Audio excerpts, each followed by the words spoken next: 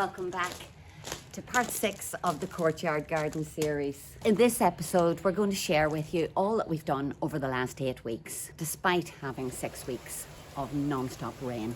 Since we began this enormous project, our plans have changed and developed over time, and you'll get to see that as we go. So join us now as we shape up this garden ready for planting. Well, the original plan for this big stone here was to use it as a step into the tool room. However, plans change and we're going to use it over there as a step into the courtyard garden.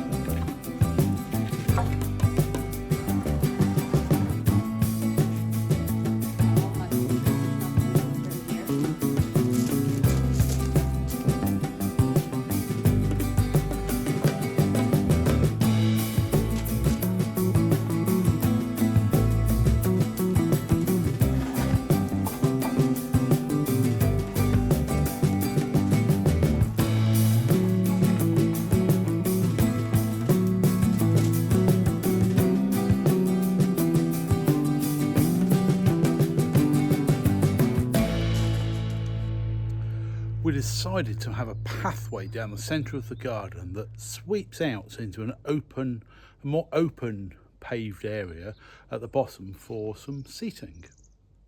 I've already made a start, more digging of course, and I'll carry on digging on time lapse. So the broken tiles will get smashed up here to use as hardcore when we lay a path down here.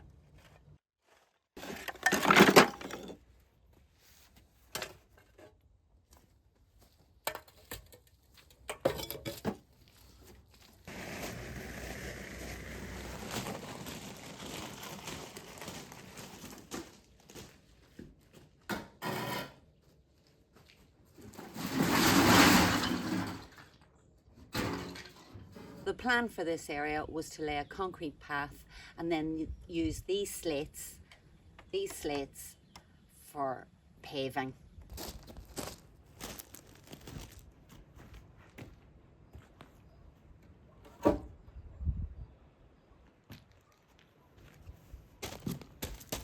Well, today we are setting up the shuttering for the path in the courtyard garden.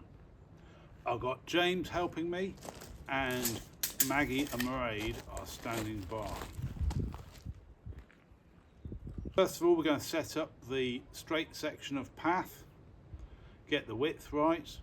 We've already started setting up the curved section. We set a bit of string up on a stake on one side, get it in the right position, and then we'll take the measurements and put it on the other side. We probably need a few more stakes to support our hardboard for the curves, but we'll see where and how many we need once we put it in.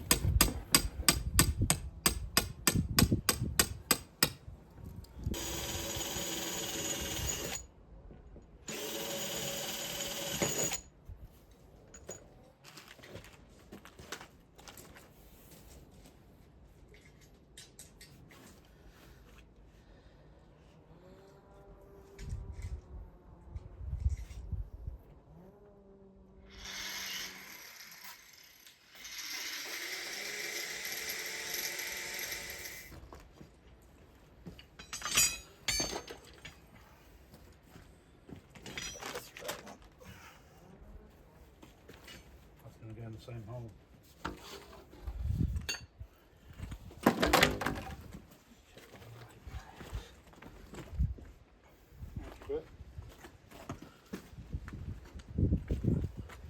We have moved the path ever so slightly, haven't we? So Right.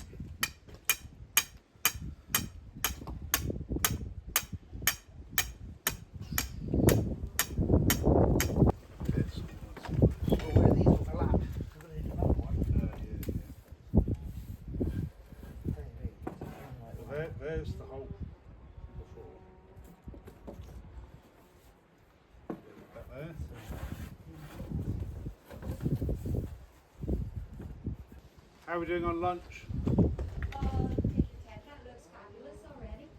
I have to say, perfect, lovely. I especially love a 2.9 degree radius. What is the radius? The 2.9, yeah. Yeah. Yeah, 2.9 from the post. I'm told that Maggie loves smashing things, so we're going to give her the sledgehammer to get smashing in a minute. We'll level it up the best we can with the broken tiles, and then a layer of gravel to properly level it up. Yeah.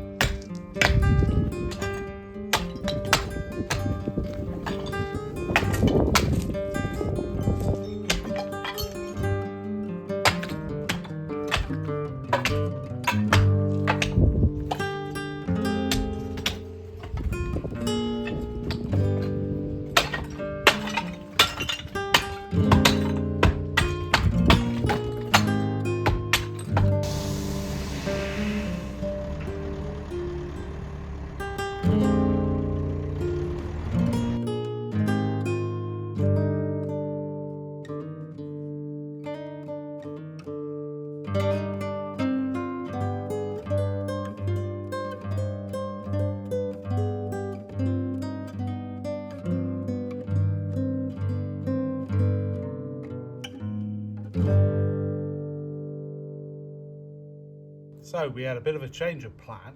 When we put the gravel down on top of the broken tiles, it looked really good. So we decided to keep it gravel. Then it's kind of one surface, one material for the whole of the courtyard and down here. And that means we don't need this big stone here. So I'm going to move this big stone across there so it's part of the wall. Nice big stone, makes it look nice and solid. I've got a frog that does, or a toad that doesn't want to move. I thought he was a stone at first and I tried to pick him up.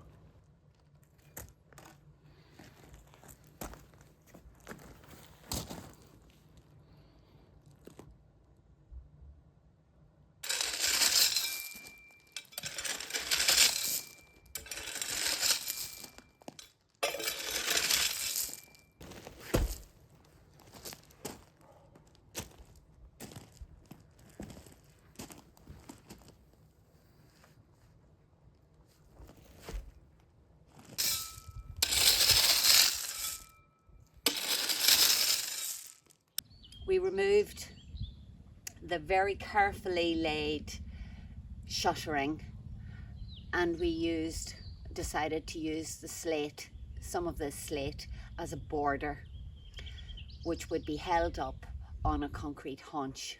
The gravel is much better for the drainage, as we've seen over the past, like I said, 6 weeks, where we've had 700 millimeters of rain.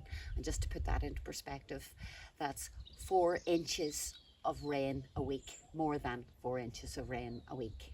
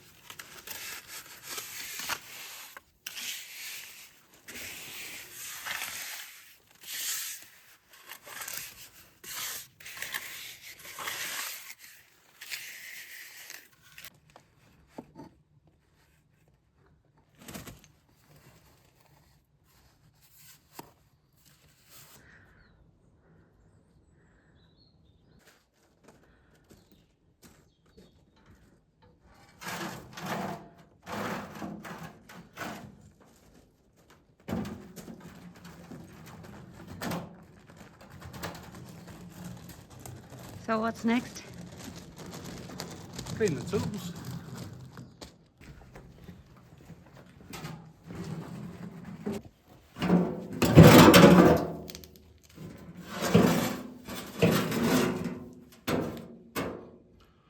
Well, I've been off this morning to get a bit more gravel.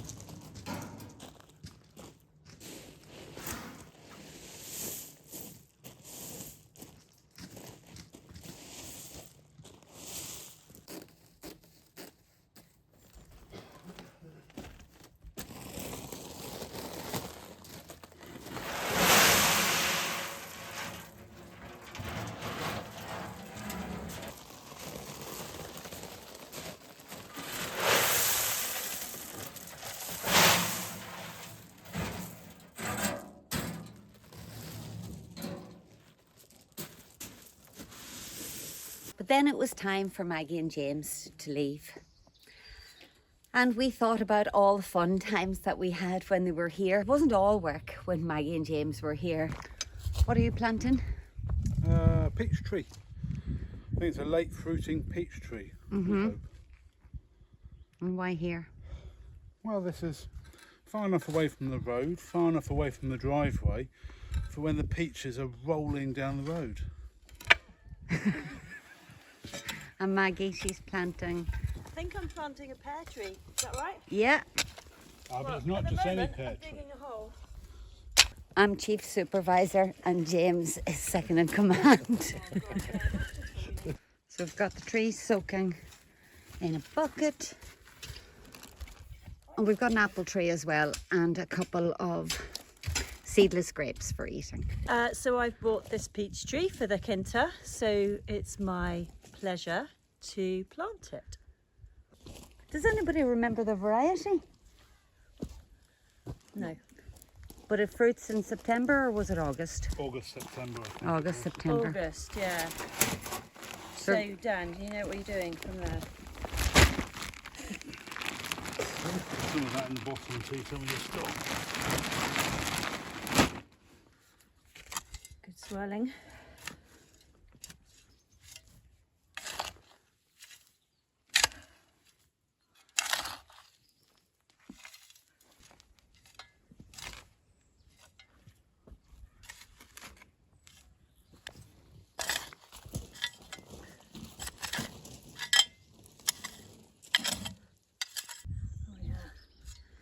Thinking.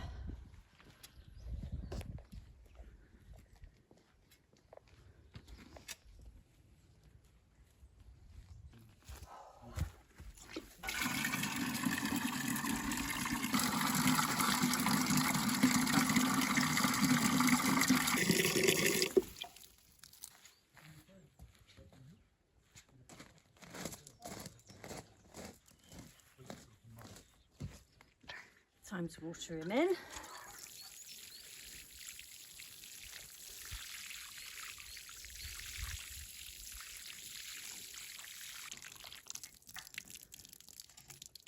We have a storm coming tomorrow.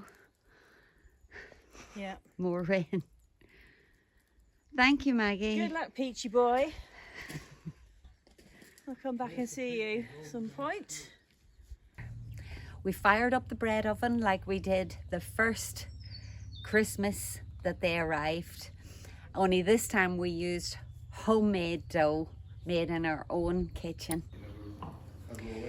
We made lots of food. No. You watched me eat it, didn't Creme brulee. Two people that used to frequently have it. We went exploring. We went to the Lucerne Mountains, the Roman Amphitheatre in Bobadella, and then afterwards the Olive Oil Museum, where we had a fabulous lunch looking out over the snow-capped Serra da Estrela Mountains. An absolutely beautiful time, and we really want to thank them again for coming and helping us turn this place into our real most wonderful home we could ever have dreamed of. I think I've spent about 3 days doing the wall. A couple hours here and there, and I'm just mixing up this sand and cement mix. I've got some dye that changes the cement from grey to kind of brown, darkish brown, tan colour. Anyway, it's quite invisible in the building. And the reason I'm doing that is because, first of all, the grey looks really horrible. It looks almost white grey. And Pedro came by, some time ago, and he said, "Oh, that's grey." And that's exactly what I would say. Oh, I don't know if I like grey. So he suggested that there was some dye that I could use, and it's a brown dye. So I'll show that to you. So I hope you can see that. And I should put my gloves on because it'll stain everything. I'll show you that in a wee minute. Tiniest amount to stain. So I'm just going to use this little tip to put some in here. It's half a litre of sand and cement. I'll just give that a stir around, and then I'll add some water.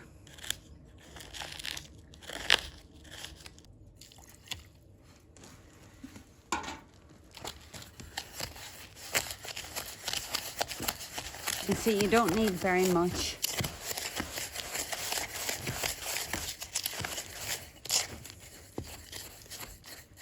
I'll consider that brown. Decided about 2. Oh, surely not the same one again. I did. Showing you this in case you have a project and you really don't want to use grey cement, but you still want to use cement. I've got some lumps of cement, or is it a rock? Never worry. Another wee scoop of that, because I want to see, does it actually go orange?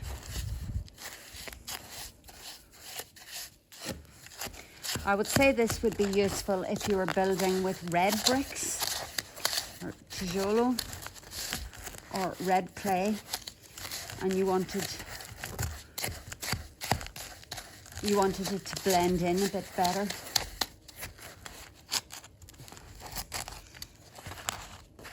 And these cost around about I'm going to say €5. It might be 6, it might be 4, but it's no more than that. So I'm hoping this is going to be really useful for someone.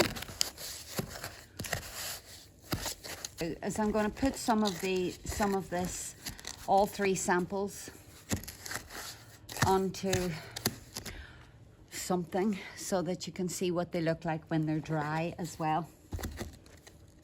So that's the orange one. For the yellow one, and of course you can mix these 3 colors together as well. So we've decided that it's kind of 2 scoops for this amount. I haven't really mixed my lumpy bits of cement very well. When these have dried off, I'll show you the final results and you can see the difference.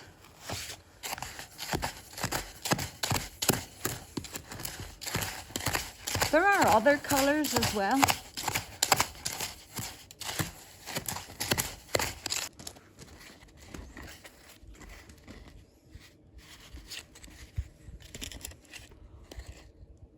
We've got a bit of slate tile here, and I'm going to put a few blobs on this and let them dry.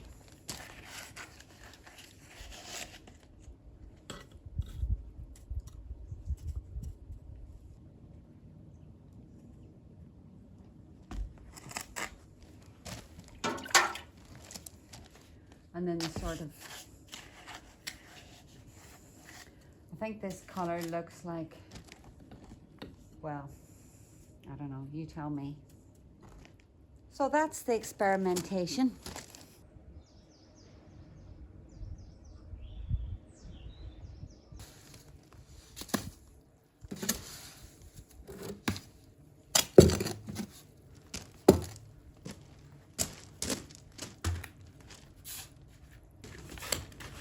It's a wee bit wet.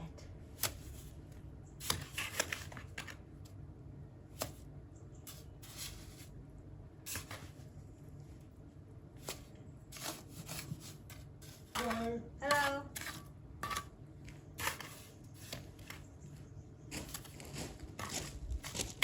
How was the dentist? All right. Did you get it done? Yeah. Yeah, she said eat on the other side of your mouth for 24 hours. You shouldn't have any more pain. Great. You won't need any more ibuprofen. If you do, call us. Right, that's grand. I was just showing the viewers the experiment that I did. And Smiley face in the middle. I haven't done smiley face yet. Maybe 2 quarts up to the eyes. It's a really long time to build anything with these rocks because they're all different sizes, and then I hop from place to place trying to find a stone that fits. Get ready. All right, and then see, it's time for lunch by the time I get anything done, but that's a few pieces now.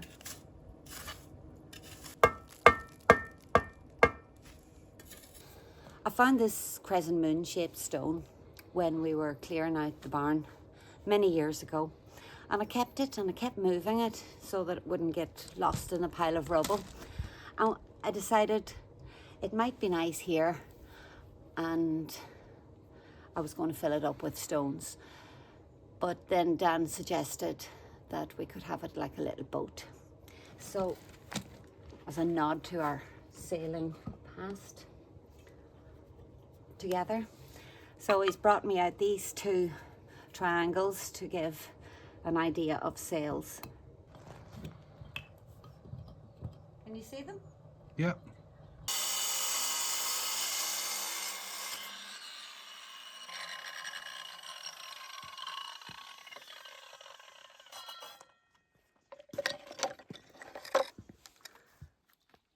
All right. Happy? Yep, there you go. Thank you. Might be hot. Yeah. Am I setting these sails back, Dan, or forwards? Forwards. Level with once. Oh, okay. We have to get the cut of the jib right. Will you have a wee look here? Oh no, I've gone off perpendicular.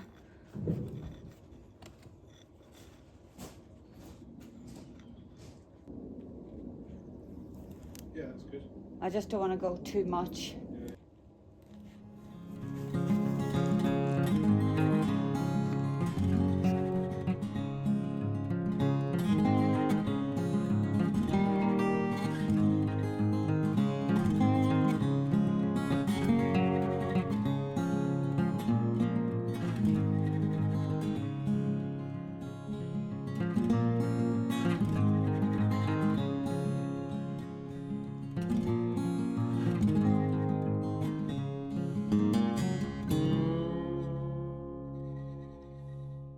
Finally, planting something in here.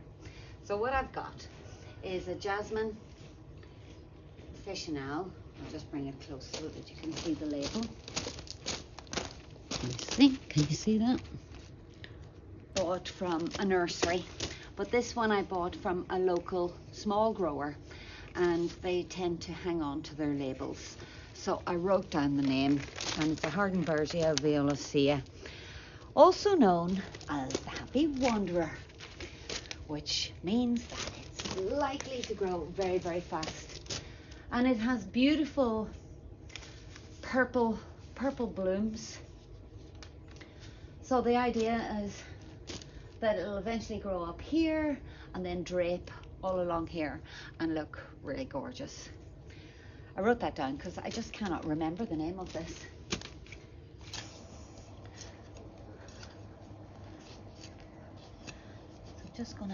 So I am going to grow this a little bit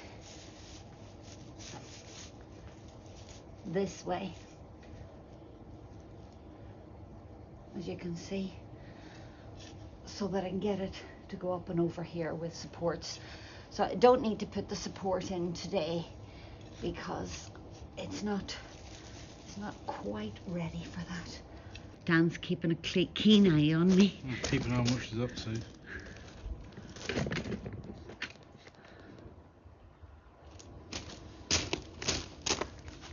Did I show you the label? See what we've got. Oh, a few lumps of drainage tile. Have you got the bucket of tiles? Or have you ditched it? I'll leave it there for now.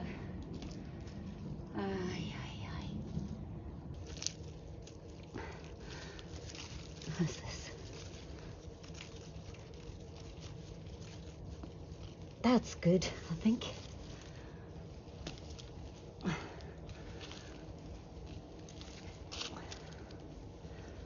So this likes well drained, well fertilized, mostly acidic, bordering on acidic rather than alkaline, but it can certainly tolerate a bit of alkaline from what I've read. To be honest, I have never grown this before. This plant would normally grow prostrate if you didn't support it. So it would grow along the ground, throwing out its beautiful purpley, lilac-y purple cascades. But in this case, we're going to have it growing up the pillar and draping all across the front here. And it's also fragrant. So up there, we'll get the waft from the warm breeze, from the warmth, and the scent rising to meet you as you come into the house. How about that for an idea? I hope it's not like the kiwi arch, because we're still waiting for that magnificence.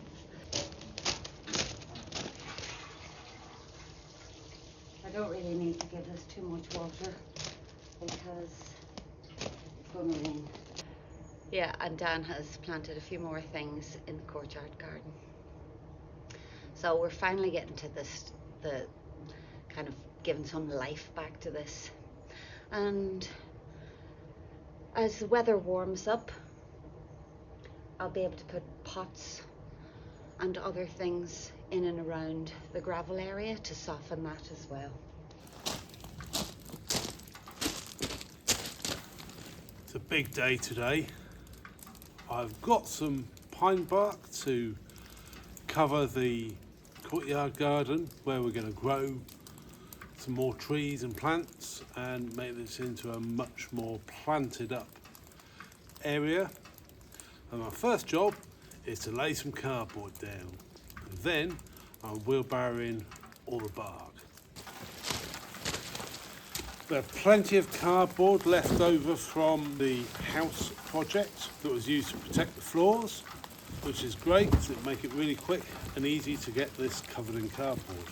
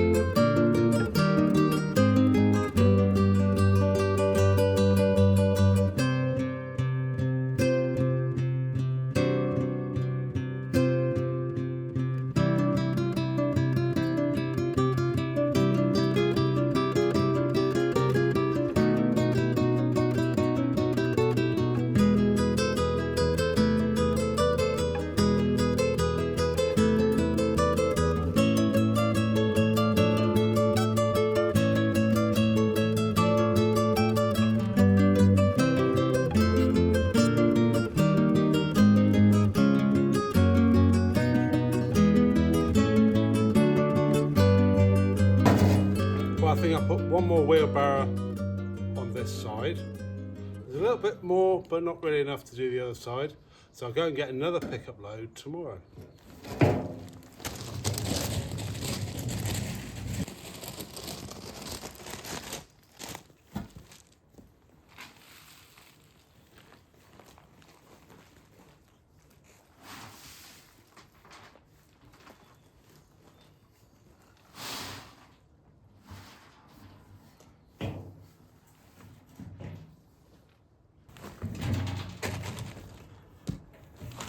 I think that'll do for today.